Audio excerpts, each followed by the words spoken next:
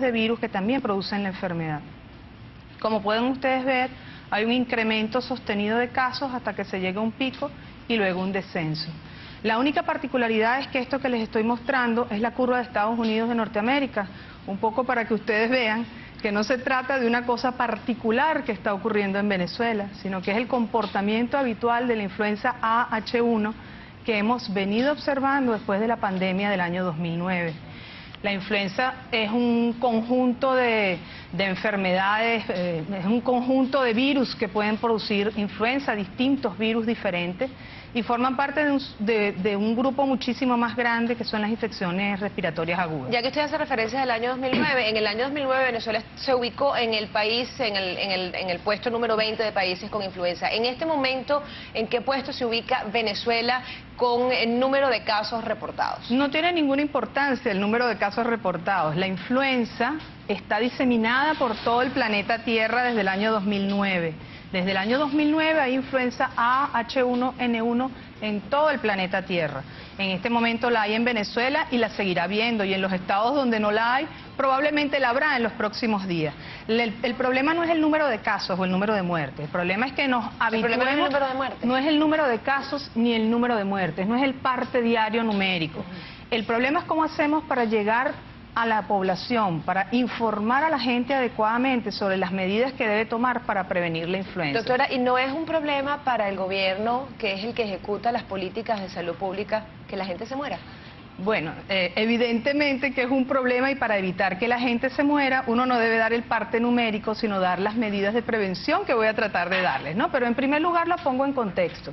Si ustedes ven los datos de influenza en Colombia, en Brasil, en Estados Unidos, en Cuba, en Ecuador, lo van a ver exactamente igual. Solo que desplazados en distintas semanas a lo largo del año por las condiciones climatológicas y particulares de cada uno de nuestros países. En el caso de Venezuela, tanto los casos de influenza H1N1 que estamos viendo ahorita, como los que vimos en el 2011, por ejemplo, se ubican entre la semana epidemiológica 10 y 20, que es justamente donde estamos en este momento. ¿Qué hay que hacer cuando eso ocurre? Pues reforzar las medidas de prevención, y las medidas de prevención son definitivamente lavado de manos en primer lugar. Hay preparaciones con alcohol glicerinado o el alcohol preparado caseramente con un chorrito de glicerina en la casa, que permiten minimizar el riesgo de infección, especialmente cuando la persona no dispone de agua y jabón. Si no, lo más sencillo es el lavado de manos con agua y jabón. Es un virus respiratorio, infecciones respiratorias agudas. El año pasado en Venezuela hubo 8.700.000 casos a lo largo del año. Casi todos tienen alguna infección casi todos hemos tenido alguna infección respiratoria aguda a lo largo del año. La particularidad de la influenza es que es un virus que genera sintomatología más severa y que puede generar complicaciones, especialmente en los grupos de mayor riesgo, acompañada la sintomatología respiratoria de fiebre, que generalmente es fiebre alta, generalmente fiebre de 39, 40 grados, malestar general, dolores musculares, en algunos casos vómitos. Esto es la diferencia de lo que es el catarro común, donde hay febrícula o fiebre menor a 38 grados y medio, con la sintomatología respiratoria, y que generalmente pues no es motivo de alarma.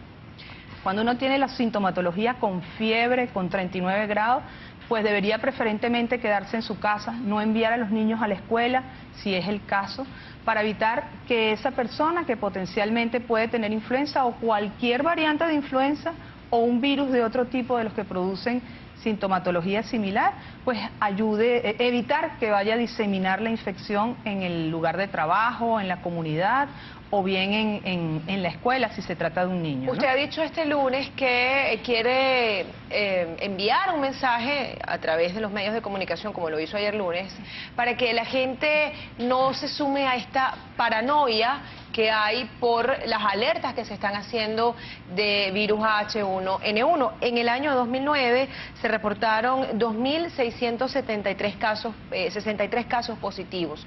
¿Cuántos casos hay hasta ahora, y por qué usted cree que, porque usted habla de la existencia de una paranoia en los ciudadanos venezolanos? Porque se focaliza la atención en el elemento que no es el más relevante. Como el elemento más relevante es las medidas de prevención y de identificación de la enfermedad, pues yo no voy a decir los números. Y la paranoia, por ejemplo, se ve en los titulares de uno de los periódicos que ustedes leían esta mañana, ¿no? Que sale el titular en letras grandes: se agotaron las vacunas El Diario Nacional. y los tapabocas. Ujú. Y eso es exactamente lo que no debe ocurrir. Eso es solo producto de la paranoia y no tiene ningún sustento científico, ¿no? El uso del tapaboca, esto que está aquí, solo puede ser para incrementar el riesgo de que la persona adquiera el virus si lo usa inadecuadamente. ¿Por qué? El tapaboca no está pensado para protegerse. Esto no está pensado para que un individuo sano se proteja del virus. Es al revés.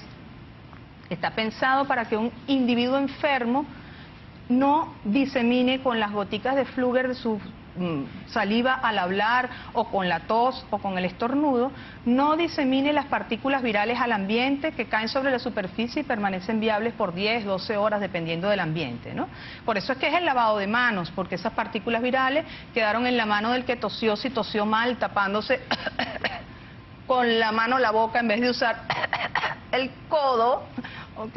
Y con esta mano llena de virus, pues yo toco este bolígrafo que luego le presto a usted, o toco el pomo de la puerta, o agarro el barrote del autobús, ¿no?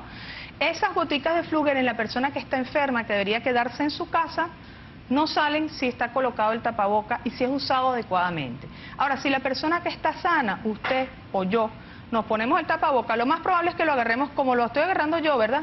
Sin lavarme las manos, y ya coloqué el virus en la superficie del tapaboca y luego puse el tapaboca sobre mi cara durante muchas horas para asegurarle un lugar húmedo, calientito y cercano a mi mucosa nasal, a mis ojos y a mi boca, con lo cual multiplico el riesgo de que ese virus me afecte. El uso de tapaboca está totalmente fuera de lugar y solo es reflejo de lo que yo llamo la paranoia, de lo que yo llamo la confusión de las personas, en la que a veces una información dada de manera inadecuada nos hace caer, ¿no? Más los coletazos de lo que fue todo el manejo mediático que se le dio a la pandemia durante el año 2009. Igualmente ocurre con las vacunas. La vacuna de influenza H1N1 no es la medida más importante de prevención. La medida más importante de prevención es, repito, el lavado de manos, que en su casa se quede la persona que tiene los síntomas que hacen sospechar que pudiera tener influenza, y no de ninguna manera la vacunación. La vacunación, perdón, Sí. está prevista justamente para determinados grupos en particular. Quisiera atajarlo un minuto porque tenemos que hacer una pausa.